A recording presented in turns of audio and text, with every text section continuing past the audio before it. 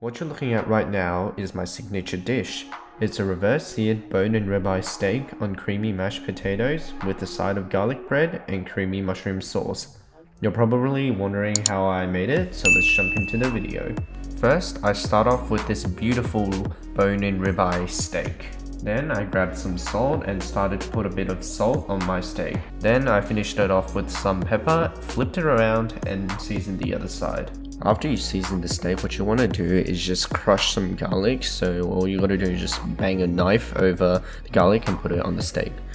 Afterwards, you can just put some rosemary and thyme on. I didn't put thyme on because I didn't have any in my fridge, so yeah. Now after you've done that, just grab a tray, fill it up with parchment paper, and grab a rack, and then place your steak on it and make sure to form it well so then it doesn't come apart in the oven.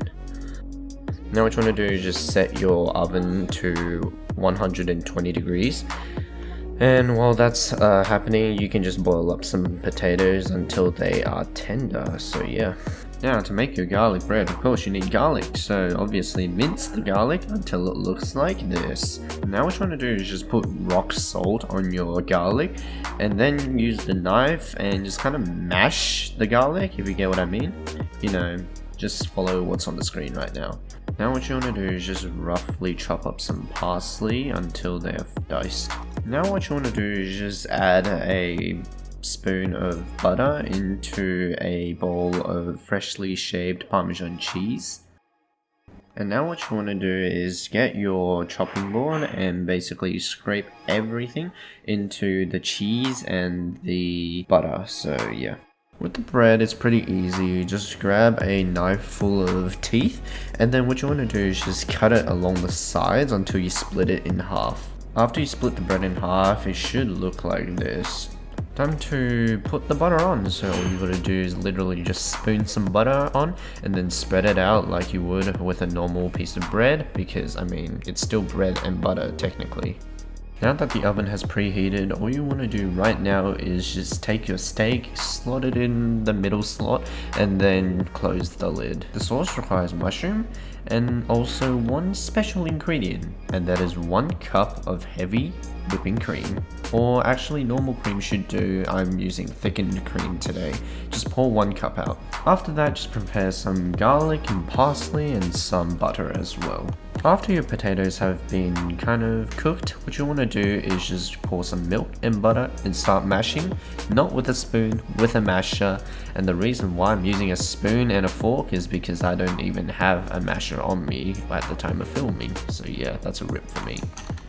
Now after your steak has finished cooking in the oven, what you want to do is turn the heat a little up and then pull the oven out and put in your garlic bread. Afterwards, just go sear your steak and you should be done with the steak. After you finish searing your steak, use the same pan and put some butter in it. More butter, more creamy. Now what you want to do is just throw in all your garlic and just fry them. Afterwards, just throw in your mushrooms and cook them until they're golden brown. Once your mushrooms are golden brown, just add some white wine. The white wine basically helps to deglaze the pan and just scrape off the bottom flavor, and it will soak it into the mushrooms itself. Now what you want to do is basically add your parsley and then you're all good, so just stir around for a while. Before you add in your cream, just season to taste. And now what you want to do is just add your cup of cream and then just let it simmer for a while. After you finish simmering for like 5 to 10 minutes, the way you test the thickness is literally just dragging a spatula across the pan and see how slowly it moves in.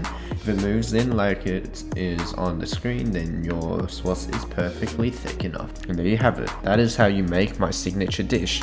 So the difficulty isn't exactly too hard, but it does take a while to make, so make sure you are prepared. Anyways, thank you guys for watching this video. Make sure to like and subscribe, and of course I'll see you in the next one.